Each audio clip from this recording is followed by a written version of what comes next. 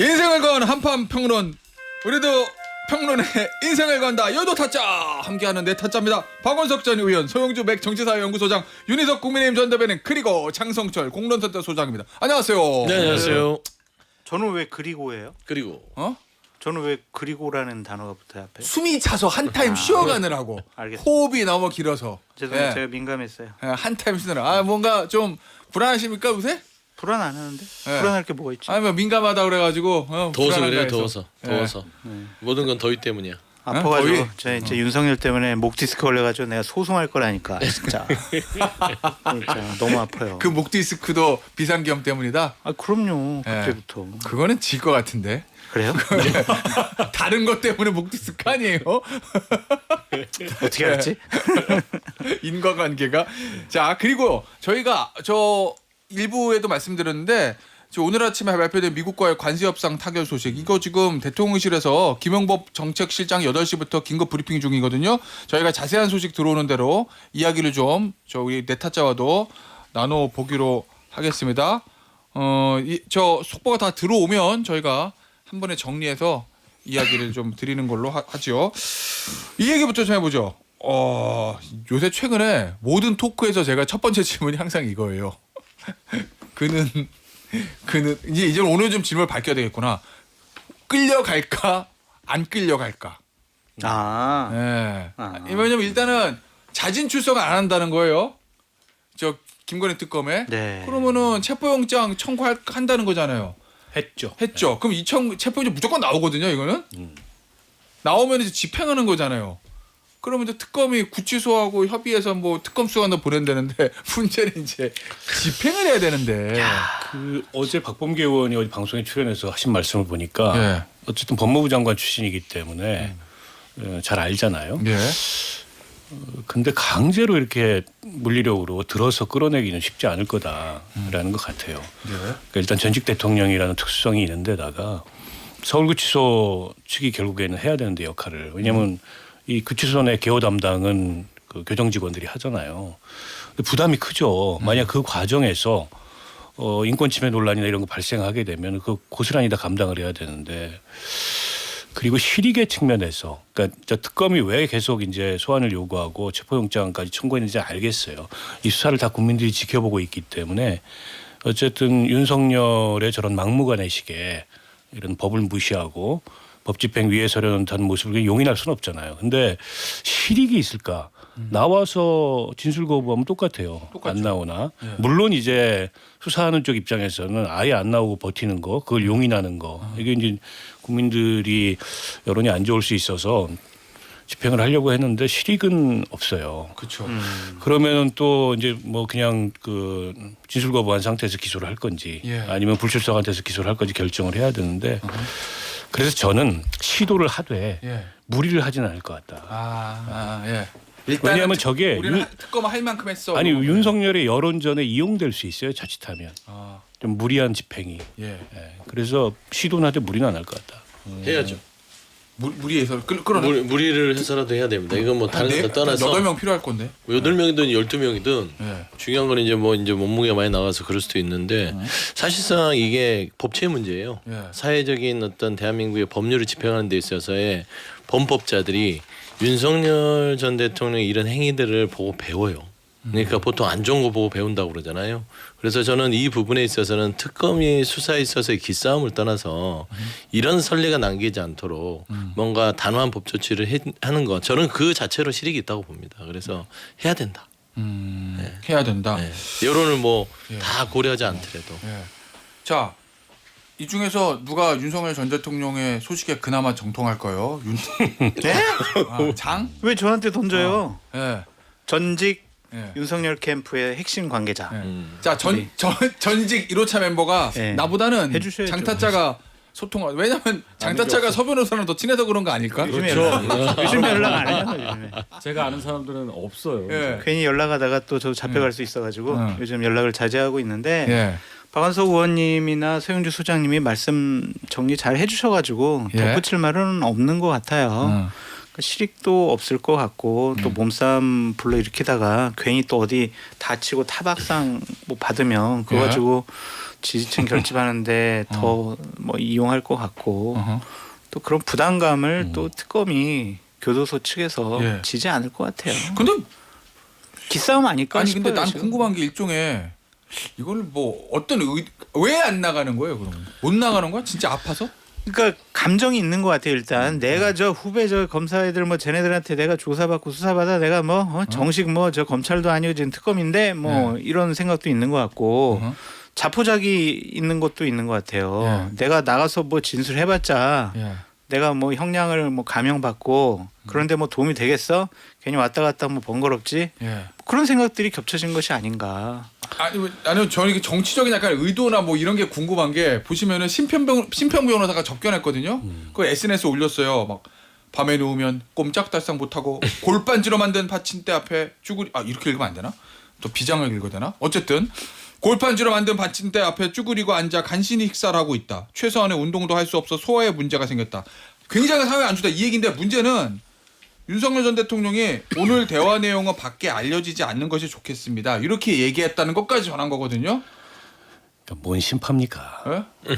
그게 그레슬리가 없잖아요. 예. 평소에 봤던 이제 그 사람의 스타일이라는 게 있는데 예. 앞에 시컨 뭐 징징대 놓고 나서 손잡으면서 이 얘기는 밖으로 알려지지 않았으면 좋겠다. 그건 알려달라는 얘기지 않습니까? 예. 그래서 제가 보기에는 뭐 말이 안 되는 얘기를 심평 변호사 나와서 하고 있다고 생각하고 저게 여론에 도움이 안 돼요. 여론을 호전시키는 게 아니고 여론을 악화시킵니다. 그러니까 윤석열 지지층에게는 어떤 감정을 불러일으킬지 모르겠지만 예. 국민 평균 여론으로 봤을 때는 택도 없는 얘기고요. 아니 지금 본인 따라다니면서 내란했던 사람들은 자기보다 훨씬 더 혹독한 환경에 수감 생활을 하고 있고 일반 재소자들은요. 그 윤석열 씨 있는 감방에 6-7명씩 갇혀 있어요. 네. 근데 본인만 무슨 뭐 특별 대우를 받아야 된다는 식으로 얘기하는 게 말이 안 되고요. 그래서 전체적으로 무슨 정치적 의도 이런 게 아니고 예. 그냥 뭐 평소 하던 대로 그냥 내키는 대로 하고 어떤- 싶은 대로 예. 뭐 이런 게 아닌가 싶어요. 감정적인 것, 정치적인 고려, 노림수 이런 건 없는 거다. 그냥 기분 나빠 그냥 특검에서 불러서 그냥 안 나가 예. 이런 거지. 그래도 이 네 타자 중에서 가장 윤 전 대통령과 그래도 접촉을 많이 했던 윤 타자가 보기에 내가 봤던 인간 윤석열을 판단을 해보면 지금의 저 태도는 진짜 건강이 안 좋았어도 아니면 감정상의 문제다 아니면 어떤 목적과 의도, 정치적인 고려 때문이다. 정치적 고려가 있다고 봅니다. 저는 어떤 고려요? 이런 안에서의 열악한 상황 예. 이런 게 어쨌든 전해진 거 아니에요. 예, 밖에 밖으로. 심평 변호사를 통해서 예. 그러면 그동안 윤 대통령에 대해서 좋지 않은 감정을 갖고 계셨던 분들 중에 아주 일부라도 너무한다는 생각을 할 겁니다. 우리나라 사람들의 특징이 있잖아요. 감정적인 특징. 예. 그런 식으로 이제 여론을 뭐 다 바꿀 수는 없지만 예. 조금씩 그런 식으로 여론이 형성되게끔 하면 나쁠 게 없죠. 그리고 지금 전당대회 상황 보세요. 예. 이럴수록 더 그렇게 지지층 결집하는 쪽으로 나갈 것이다 이런 말씀이시군요. 그렇게 생각하는 분들도 있겠지만 배부른 소리 하고 있네. 그렇게 생각하는 분들도 있겠죠. 지금 다른 재소자들은 어떻게 하고 있는데 지금 독방에서 지금 혼자 있으면서 뭐 열악한 상황이라고 생지옥이라고 이렇게 생각할 수도 있죠. 어쨌든 그러면 동일한 얘기는 윤석열 전 대통령에게 감정상의 이유든 정치적 고려의 정치적인 목적이든 간에 전체 국민보다는 핵심 지지층 보고 가겠다는 그 거잖아요. 핵심 지지층이고요. 그냥 이 얘기를 하고 싶은 거예요. 뭐요? 나는 정치범이다.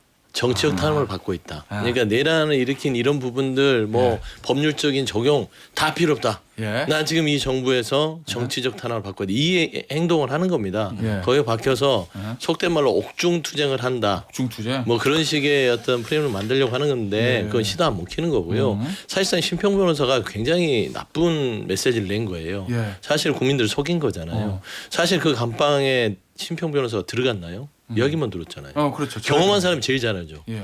송영길 전 대표가 예. 아주 디테일하게 글을 올렸더라고요. 본인이 지금 따지고 보면 돈봉투 사건이 아니라 별건 사건인 정치자금법으로 11개월 수감 생활을 했는데 예. 본인은 2평짜리였어요.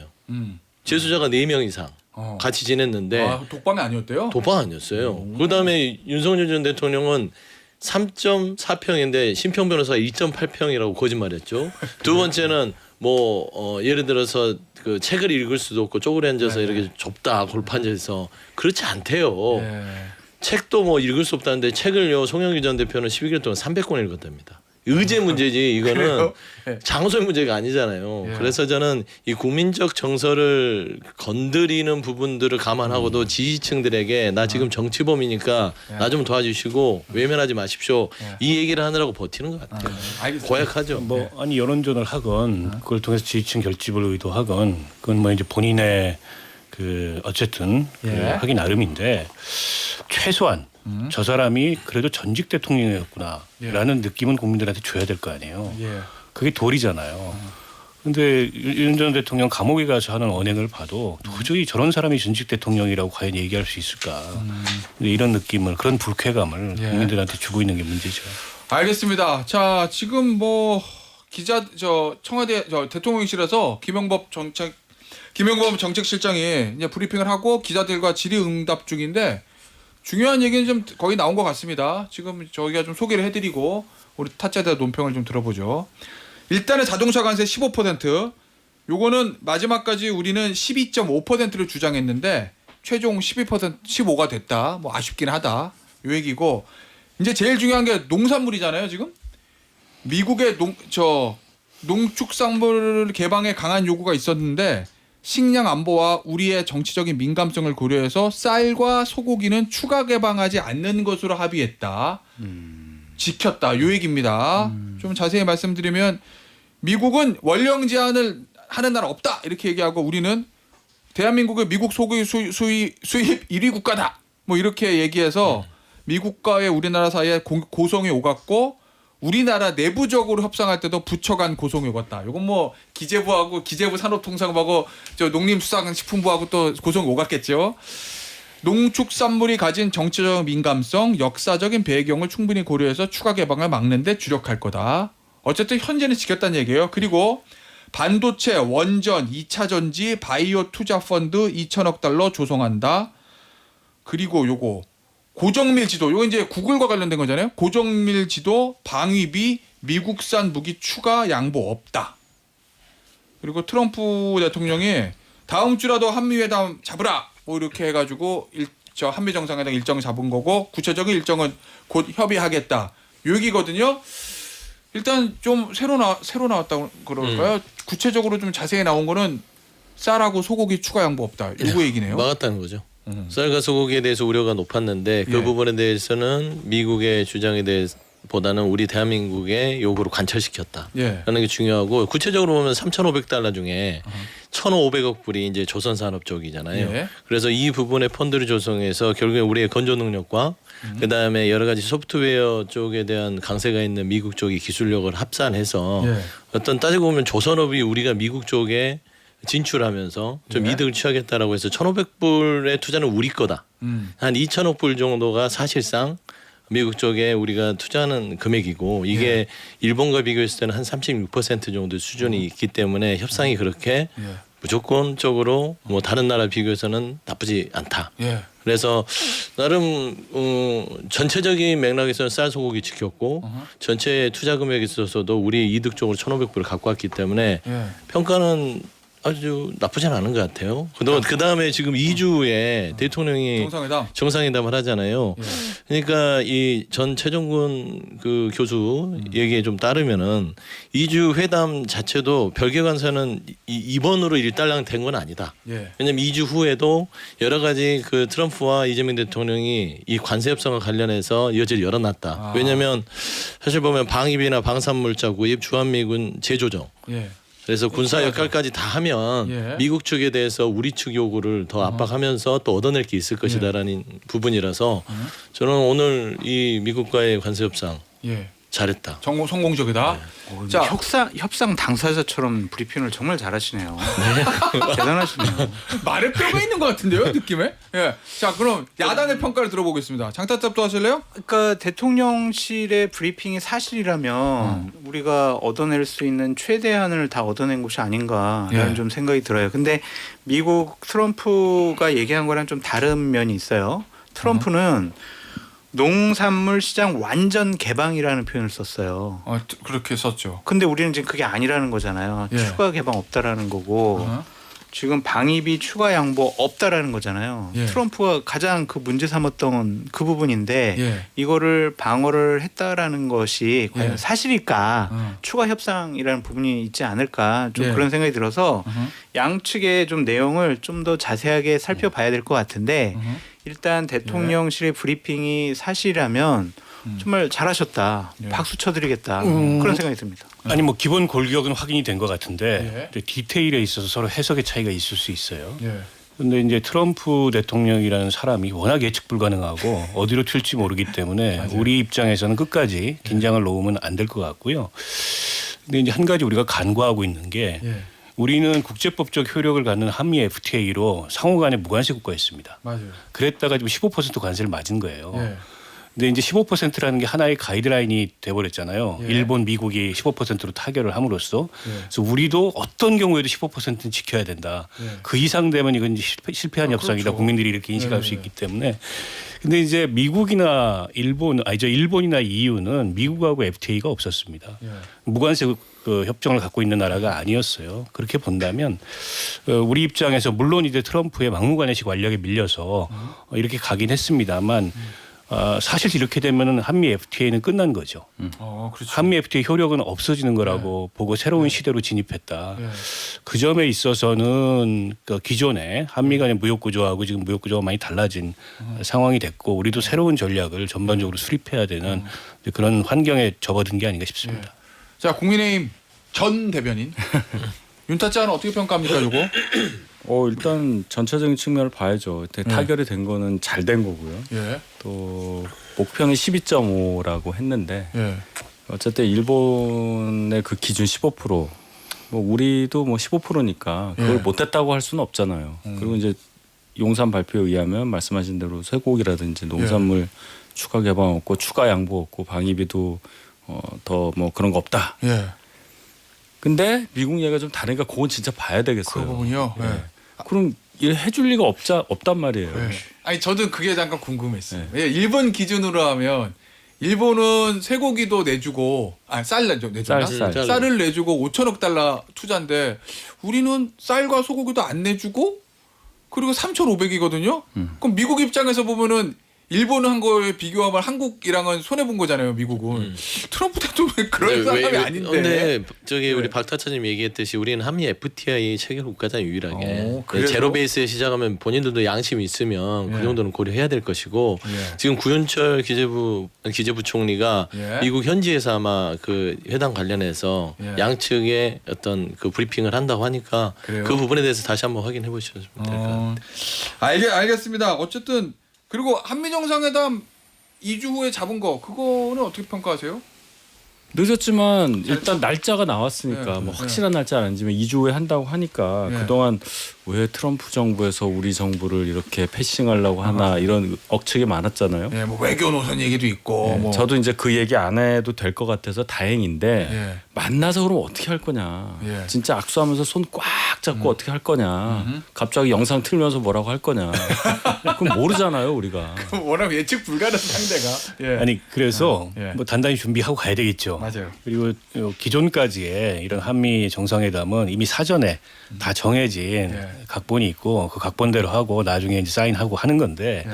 워낙 이제 예측 불허의 그런 캐릭터이기 때문에 이재명 대통령을 앉혀놓고 트럼프가 어떻게 나올지도 몰라요. 그런 점까지 대비해서 만반의 준비를 해야 된다. 예.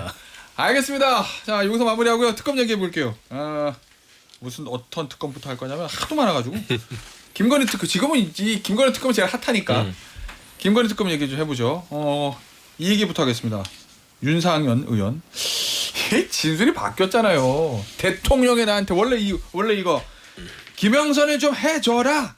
그런데 당에서 말이 많네. 이거 똑같아. 어? 똑같아. 예, 비슷하죠 이거. 네. 비슷하죠. 김영선을 해줘라. 그런데 말이 많네 당에서. 요거를 그래서 내가 상현이한테 얘기할게. 걔가 공관위원장이니까 요거를 실제로 윤 전 총리 전화를 했냐 안 했냐. 윤상현 의원은 나는 못 받았습니다. 절대 못 받았어요. 그런데 특검 가서 받았습니다. 예, 이렇게 얘기 진주로 바뀌었거든요. 그리고 더 재밌는 건 고 장지현 의원을 소환했어요. 아 비서실장인 장지현 의원도 나한테 전화했었다 그 전에 당선인의 뜻이다 이러면서. 글쎄요, 참 여러 가지로 좀 씁쓸한 모습인데요. 예. 일단 윤상현 의원 정직하지 않잖아요. 어쨌든 뭐, 윤 전 대통령 예. 탄핵 전까지만 하더라도 예. 자기는 그런 전화 받은 적이 없다. 잡아떼다가 결국 이제 상황이 바뀌고 본인이라도 살아야 되겠으니까 전화 받았다고 인정하는 모습도 좀 그렇고. 예. 그런데다가 뭐 장제원 의원이 생전에 이제 어떤 정치를 했건 고인이 됐습니다. 예. 그러니까 그분은 뭐 거기에 대해서 항변도 할 수 없어요. 맞아요. 그리고 반론도 제기할 수 없고. 근데 마치 이제 그쪽에다 혐의를 떠미는 듯한 모습을 보이잖아요. 공소권도 없어요. 예, 이미 없죠. 이제 망자기 때문에. 그 도의적인 차원에서도 장제원 의원이 전화를 해서 설령 어떤 얘기를 했건 그 얘기를 끄집어낼 필요가 있을까.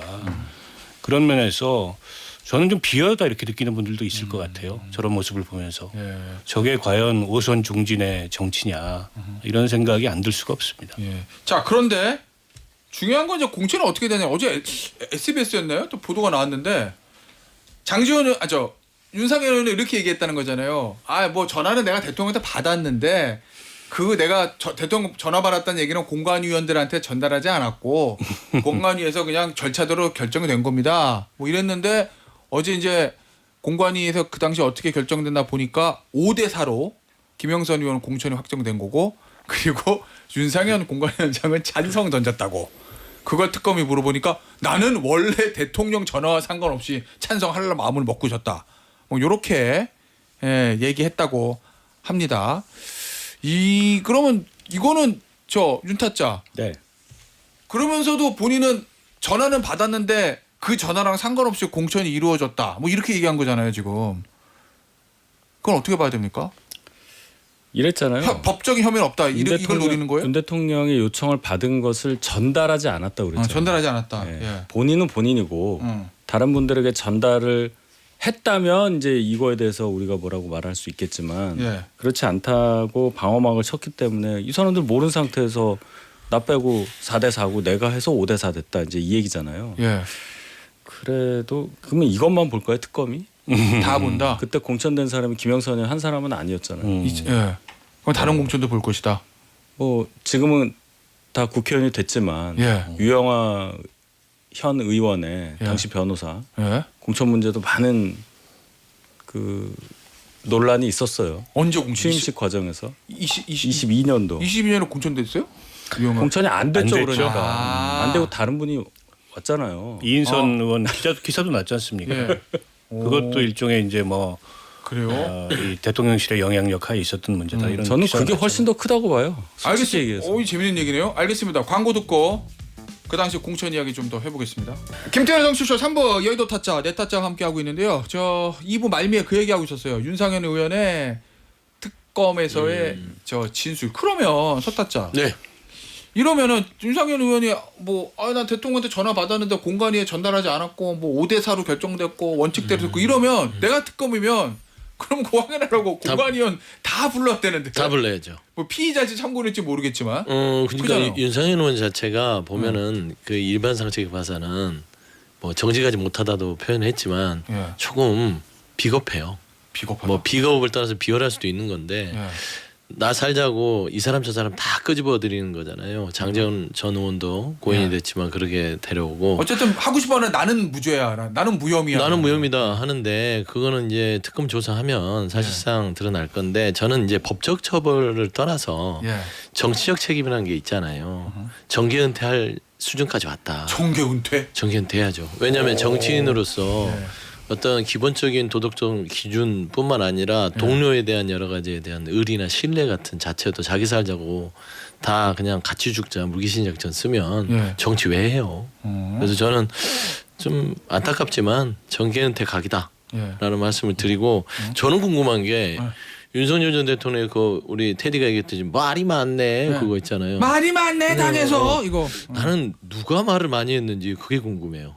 감히? 그러니까 윤상현 의원은 전화 통화를 해서 이렇게 이제 지시를 받았으면 그 말이 많네 하면 말을 많이 한 사람이 있을 거 아니에요. 예. 그 사람들도 좀 조사했으면 좋겠다. 근데 그 말 많은 상 사람들은 줘야 되는 거 아니에요? 어? 상 줘야 되는 아니 근데 거 그 아니에요? 말이 많다는 당선인님 게 이러시면 안 됩니다. 이런 아니 말이. 그러니까 여러 사람과 윤석열 당시 전 대통령이 통화를 했다는 거 아닙니까? 네, 그냥 그렇죠. 윤상현 의원은 그냥 네 예. 알겠습니다고 예. 말이 많네는 예. 몇몇 하고 했는데 그게 뭐 당시 실세였던 뭐 누구냐 예. 좀 그게 참 궁금하다. 근데 저는 사실 기억나는 거는 그 당시에 저는 공정 결과 사실은 그 당시에 대선 이후고 취임식 전이고 창원 의창이니까 국민의힘이 속된 말로 짝대기를 꽂아도 이기는 선거잖아요.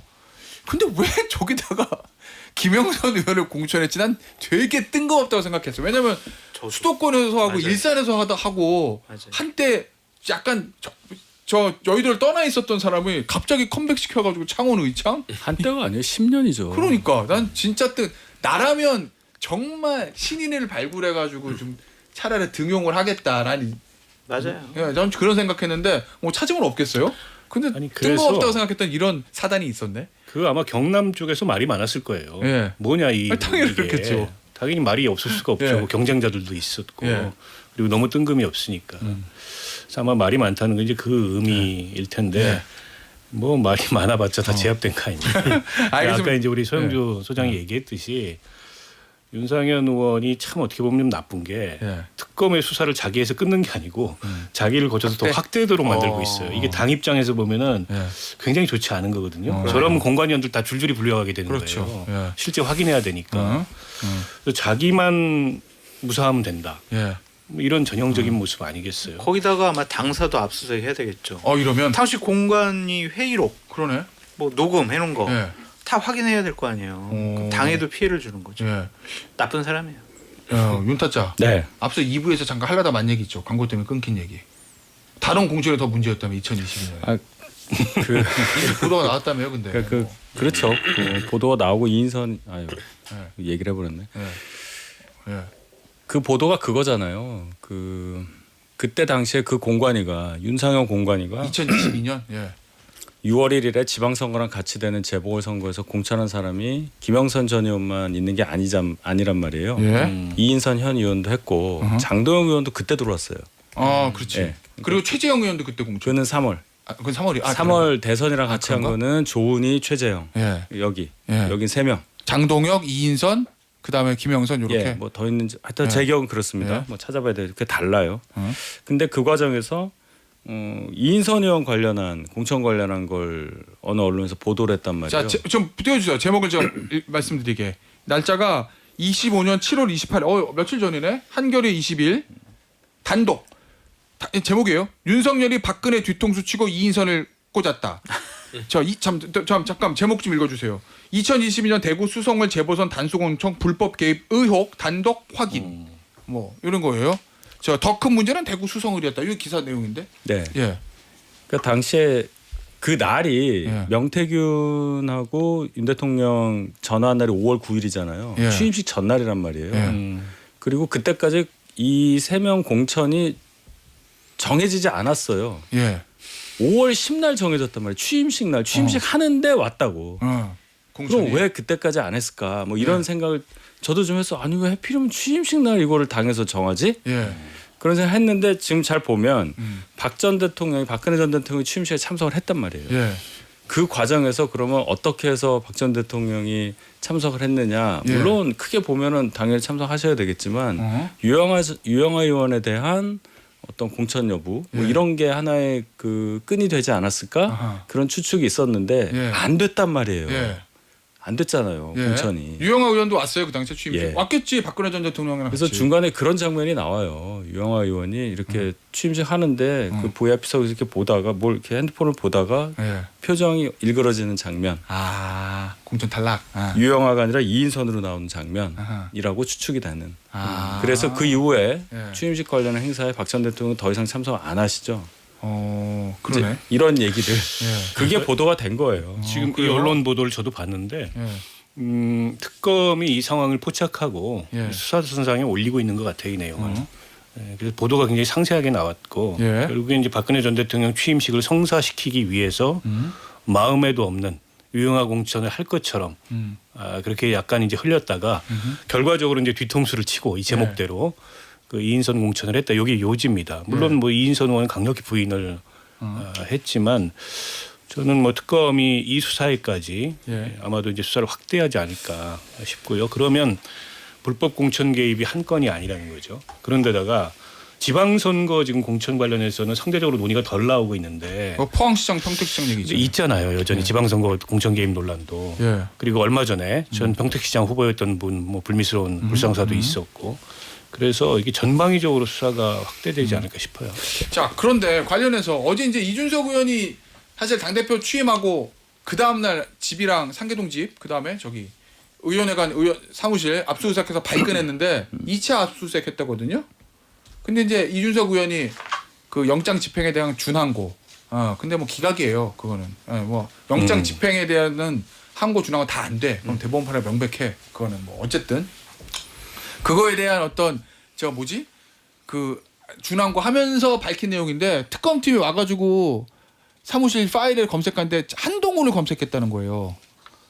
근데 얼핏 생각하면 왜냐면 이제 파일 검색해가지고 키워드 검색해가지고 찾아내니까 영장과 관련 있는 거. 근데 2022년 공천은 한동훈은 상관이 없죠. 저는. 검사장일 때잖아. 법무부 장관 때도 아니고. 네.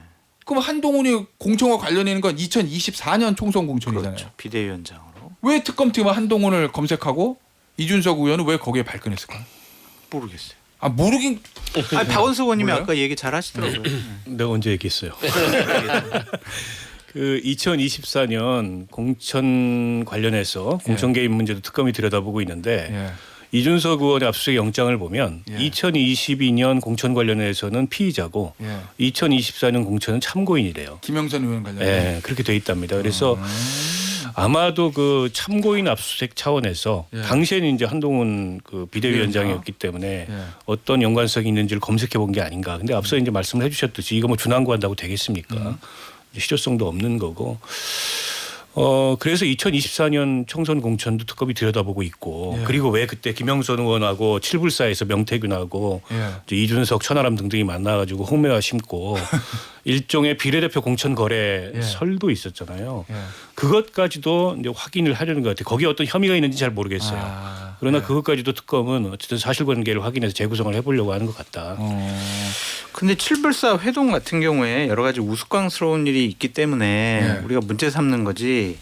당의 공천 과정들을 보면 지극히 그게 비정상적이다라고 보기는 어려워요. 그러니까 공천을 받고 싶어하는 사람 새벽에 가서 네.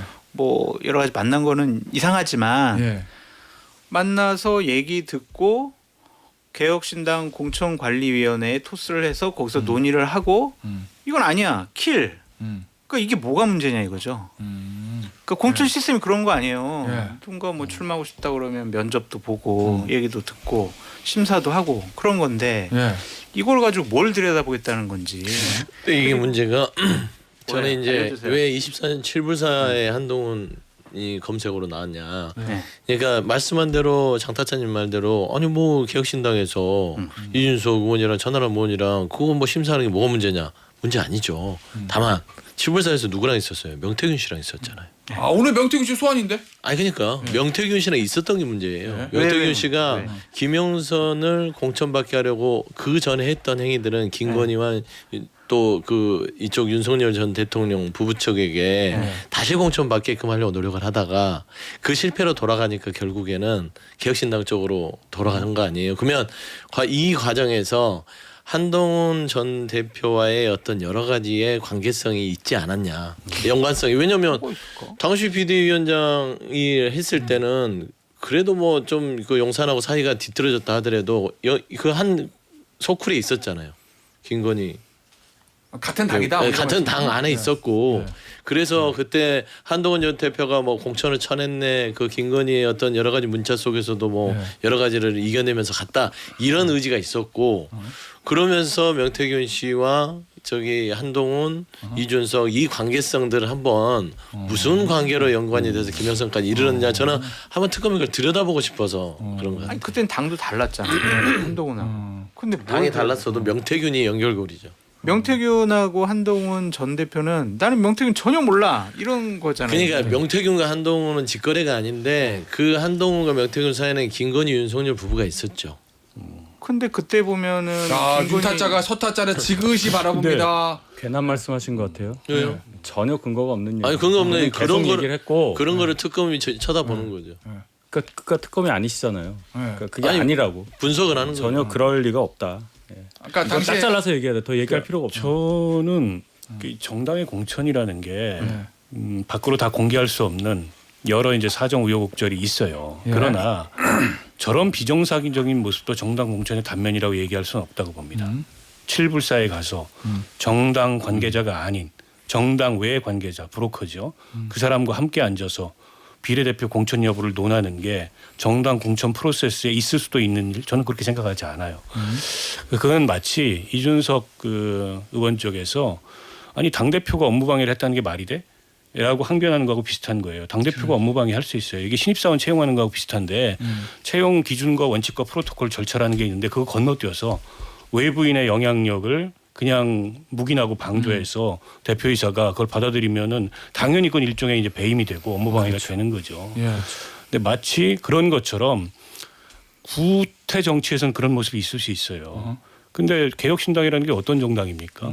기존의 정치권 부퇴하고 선 긋겠다고 얘기해놓고 자기들이 칠불사에서 명태균하고 김영선하고 회동한 건 있을 수도 있는 일이다. 그런 말이 어디 있어요 세상에.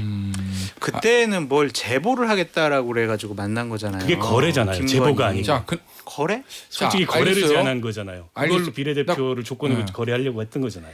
근데 그걸 거래라고 볼 수도 있고 그냥 가서 얘기나 들어보자라고 할 수도 있고 상식적인 그 정상적인 면접은 아니죠. 면접은 당연히 그냥 뭐 당사에서 보기도 하는 것이고 당사 찾아오면 만나기도 하고 공간이 넘기고 그런 건데 예.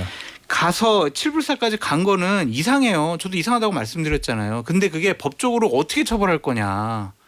아니, 그거에 그러니까 대해서 아니 뭐 특검이 수사한다고 다 법적으로 처벌하는 건 아니에요. 당시 상황을 처벌하려고 아니지. 지금 수사하는 지금 거잖아요. 피의자가 된 거는 2022년 그 당시 국민의힘 대표 시절에 예. 윤석열의 공천 개입을 방조한 것에 공범으로 피의자가 돼 있는 거고 24년 총선은 참고인으로 들여다보는 거예요. 그 상황을 재구성해 보기 위해서. 그러니까 그냥 들여다보고 그냥 그렇게 그냥 오 이랬구나라고 자, 그러면- 끝내려고 한 거예요. 그건 아니죠. 아니잖아요. 24년 총선 공천에도 김건희 윤석열의 개입 여부가 있는데 네. 예. 그거를 당시 김영선이 들고 가서 네. 뭘 하려고 했다니까 그 상황이 뭔지를 특검이 볼 수 있죠. 볼 수 왜 있는데 그걸 못 봅니까? 아니 근데 그게 뭐가 문제일까라는 네. 생각이 드는 거예요. 아, 알겠습니다. 자, 어쨌든 앞서 나온 얘기 정리를 해드리면 어쨌든 2024년 공천에서 한동훈 당시 비대위원장의 김영선 컷오프, 거기 꼬질라던 원래 자료권의 김상민 컷오프 요거는 했다. 예, 그리고 그 얘기 아까 이제 윤타짜가 하고 싶었던 얘기인 거고. 그러면 이러면 이준석 의원 위험해요? 그 지금 뭐 저 민주당에서 뭐 윤리특위 뭐 젓가락 그것 때문에 위험하다는 게 정치적인 위험과 법률적인 위험으로 나눠서 봐야 되겠죠. 네. 정치적인 위험은 국회에 네. 제명안이 올라왔을 때 여야 합심해가지고 예. 처리한다라든지 아니면 체포동의안 왔을 때 처리한다라든지 예. 그런 위험이 있는 것이고 또 법률적인 위험도는 기소 당할 거냐. 네. 그러면은 지난하게 한 2, 3년 정도 계속 변호사랑 상의하고 법정 나와서 항변해야 네. 되고 그거잖아요. 그런 차원이라면 위험도가 있다라고 봐야 되겠죠. 그런데 내가 궁금한 게 민주당에서 그러면 진짜 간대요? 이준석 의원 제명안? 네. 아 진짜? 네, 그 부분에 대해서는 논의를 하겠다는 의지가 강하고 예. 그다음에 6대6으로 맞췄잖아요. 어? 그 징계 위원들을 윤리위원회? 윤리위원들을 6대6 아니에요? 예. 6대 6.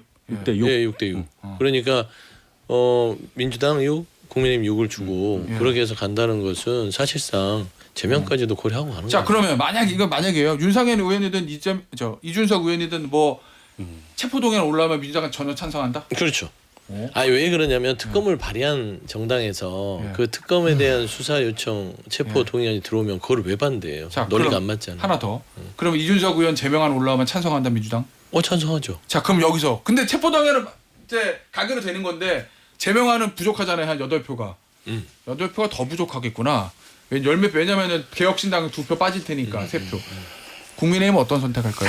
이준석 의원. 국민의힘한테 달린 거라니까. 아니, 제명안은 그래도 체포동의안은 뭐 국민의힘 할 수 있는 게 없고. 10표 이내로 동조하면 되는 거 아니에요?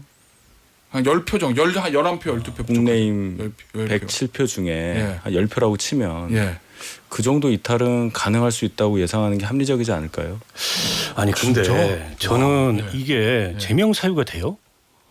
뭐 제명이라는 아니 게 TV 사유가 토론에서 있는 거 부적절한 거 발언을 한 거 맞고 그로 인해서 엄청난 비판을 받은 것도 맞고 아니에요? 본인이 그에 대해서 겸허하고 반성하는 모습을 보이지 않는 것은 있지만 예. 예. 그렇다고 그게 과연 국회의원직을 제명할 사유가 되냐. 그래서 제가 보기에 그거는 정치적으로 굉장히 오바고 아니 저런 걸로 제명하면 오히려 저 이준석 그 의원을 키워주는 거죠. 저게 무슨 제명 사유가 됩니까? 뭐 구두 경고 정도는 할 수 있을 것 같아요. 국회의원의 네. 품위나 이런 차원에서. 근데 말 한마디 뭐 잘못한 거 가지고 그거 가지고 제명한다 그러면 네. 그거는 심각한 문제죠 오히려. 자 어쨌든 국민의힘에서 이탈표 10표 나올 수도 있다? 아니면 이거는 그냥 뭐 법적으로 뭐 이유가 되냐 예. 뭐 그런 거를 떠난 얘기예요. 제 얘기는. 예. 그렇게 분위기를 몰아갈 때 예. 정치적으로 이준석 의원과의 뭐 관계라든지 예. 여러 가지 정치적인 상황을 고려했을 때 저희 당의 10%도 안 되는 의원들이 예. 제명안에 동의할 가능성이 있다고 보는 게 합리적이라는 뜻이지. 아. 지금 이 뭐 그때 발언이라든지 이런 거가 제명 사유입니까라는 얘기하고 저는 다른 얘기예요. 그러면 이제 예. 국민의힘 의원들 이준석 싫어 왜냐하면 가라. 뭐 이러면서 저희 당 107명 의원분들의 판단이 예. 상식적이지 않은 부분이 너무 많기 때문에 그래요? 제가 그래서 말씀을 못 드린다. 이렇게밖에 얘기를 못 한다는 거예요. 근데 좀 그렇잖아요, 지금. 맞아요. 알겠습니다. 우리 말씀한 대로 국민의힘 그 의원들 중에 합리적인 판단을 할지 안 할지 그거는 모르는데 10% 정도면 합리적 판단을 안 하는 사람도 있겠죠. 뭐 저희 당도 마찬가지일 수도 있고요. 근데 다만 이준석 의원의 발언 자체를 가지고 제명까지 가는 건 저도 과하다고 보지만 예. 정치의 영역이라는 게 그런 거예요. 정치라는 게 그런 상황에 처했을 때 예. 정치적으로 엮이면 정말 납득이 안 되는 상황에서 거기 제명까지도 갈 수 있는 상황에는 직면했다라는 것은 저는 부인할 수 자 없다. 합리적인 선택 말씀하셔서 하나 더 물어볼게요. 최동석 인사혁신처장 합리적인 선택으로 하면 놔둬야 돼요? 정리해야 돼요? 정리해야죠. 근데 할 것 같아요? 안 할 것 같아요? 지금 고민하고 있는 것 같아요. 현재까지 기류는 사과문을 쓰라고 한 거 보면 정리를 안 할 생각으로 데려가려고 하는 것 같은데 예. 여기는 무조건 잠재적인 사고 유발자거든요. 아 근데 국무회의에서 잠재적.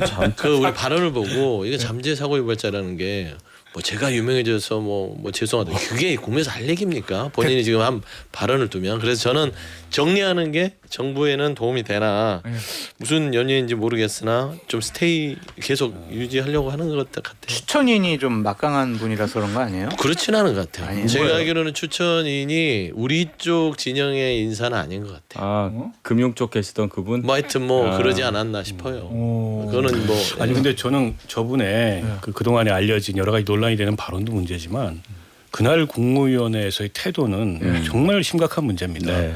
이 그 민폐를 끼치고 있는 상황에서 마치 조롱하고 농담하듯이 유명해져서 미안하다. 그게 대통령이나 다른 국무위원들 면전에서 할 얘기입니까? 그런데다가 그분이 중대재해 관련해서 한 얘기도 들어보면 그 뭐 뻔한 얘기를 하나만 하는 얘기를 자기만 아는 듯이 요점만 말하세요. 훈계하듯이 이렇게 박원석 의원이 얘기를 요점만 하잖아요. 말하시라고요. 저런 분은 결론만 얘기해. 도움이 안 돼요. 이 정부에. 이 정부에 요점만 전혀 말하고 도움이 안 결론만 돼요. 얘기하라니까. 그래서 어떻게 하자고 그래서. 장성철이도 도움이 안 돼요. 그래서 어떻게 정치수에. 하자고 그래서 예? 자 여러분 최동석도 정리하고 장성철도 정리해야 돼요. 아, 저분 장타했자가 얘기했던 결론만 얘기하세요. 요즘만 말씀하세요. 요거는 최동석 인사혁신처장 말이 길어지니까 국무회의 말미에 이재명 대통령 말을 자르면서 한 얘기입니다. 예, 그 당시 분위기를 말만 자르지 마시고 예. 그거 조치를 취하셔야 그거 생중계 아니었으면 예. 더 한 말도 나왔을 만큼의 최동석 그 인사혁신의 태도였어요. 생중계가 살린 줄 알아요. 자 그러면 결론만 얘기합시다. 장타자 최동석 인사혁신처장 정리할 것 같아 안 할 것 같아? 할 것 같아요. 당연히 정리하겠죠. 아, 어떻게 그래요? 저런 사람 데리고 가요? 아 이거 당위 측만 말고 현실적. 근데 왜 아직도 안 하고 있어요? 너무 센 사람이 추천해서 예. 그 사람의 눈치를 좀 보는 것이 아닌가 좀 그런 생각도 듭니다. 그래요? 아니면은 합리적으로 해석이 안 돼요. 저렇게 막말을 하고 이상한 말을 한 센 사람. 사람이라면 어느 정도입니까? 뭐 트럼프 정도 돼요? 트럼프? 항공모함 항공모함 얘기 나온 사람이 있어요? 아니 뭐 있는데 확인을 할 수는 없으니까 근데 네. 추측을 하는 거죠. 정치권 인사예요? 그렇죠. 오, 뭐 그래요? 금융권 인사라는 얘기도 있고 정치권 예. 인사라는 얘기도 있고 예. 뭐 성남시 라인이라는 사람도 있고 여러 가지 있는데 예. 어쨌든 저렇게 버티는 거 보면 예. 센 사람이 결론만 얘기했어요. 결론만 얘기했어요. 자, 알겠습니다. 나머지 얘기 결론은 본방불가에서 계속하겠습니다. 네 타짜 여기서 인사드리고 9시 5분에 본방불가에서 만납시다. 감사합니다. 네, 감사합니다.